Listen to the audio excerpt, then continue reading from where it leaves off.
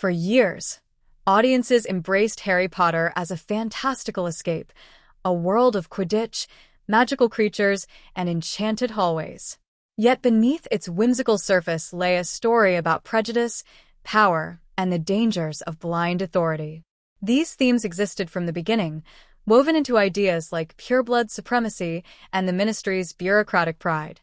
But it wasn't until Harry Potter and the Order of the Phoenix that the franchise boldly stepped into overt political territory, and once it did, it never turned back. At the center of this tonal shift stands Dolores Umbridge, one of the most despised characters in modern pop culture.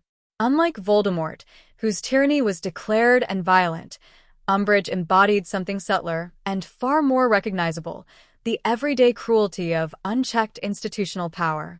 Her pink cardigans and sugary voice made her facade almost comical, but behind the lace and teacups lurked a chilling truth. Authoritarianism rarely arrives looking like a monster. Umbridge's reign, turning Hogwarts into a surveillance state. When Umbridge arrives at Hogwarts, she does not bring chaos through magic. She brings rules, mandates, and policy. Installed by the Ministry under the guise of protecting students, she strips lessons of practical learning, censors discussion about Voldemort's return, and treats critical thinking as a threat. With each decree and smug smile, Hogwarts transforms from a haven of curiosity into a fortress of fear. She polices speech. She controls information. She punishes dissent with physical pain disguised as discipline. Every decree she signs and every whispered threat serves the same purpose: compliance.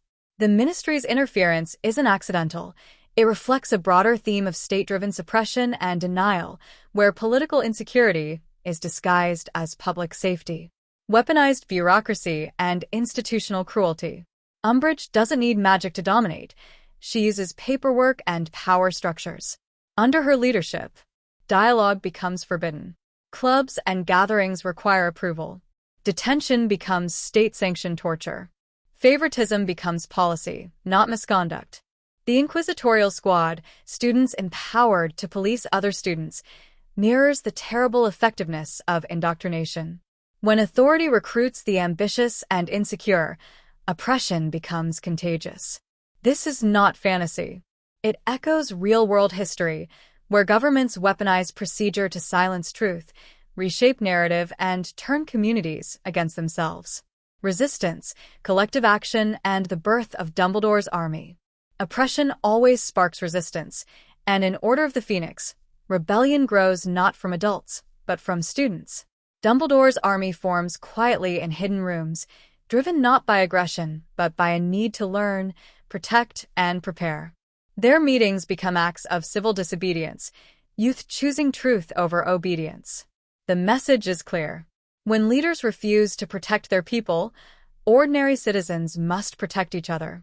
Dumbledore's army represents activism, grassroots movements, and the belief that knowledge is a form of power no regime can fully contain.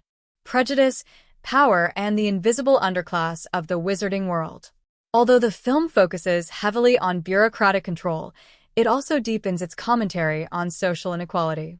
Magical Britain places humans at the top of its hierarchy, and Order of the Phoenix foregrounds the mistreatment of non-human beings, centaurs, elves, goblins, marginalized and denied autonomy.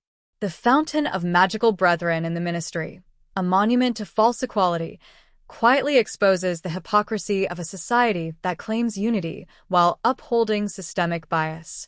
Umbridge's disdain for Muggle-borns and magical creatures isn't incidental. It is the ideological foundation of authoritarian systems. Racism, elitism, and bureaucratic cruelty coexist because they rely on the same belief: some lives are more worthy than others. The film that redefined the franchise, Order of the Phoenix, marked the moment the series matured. It asked young viewers to recognize oppression, question authority, and commit to truth even when institutions fail. It acknowledged that the gravest threat to society is not always the villain in the shadows, but the official in plain sight who insists everything is fine while quietly rewriting the rules. Harry's struggle becomes more than a fight against Voldemort.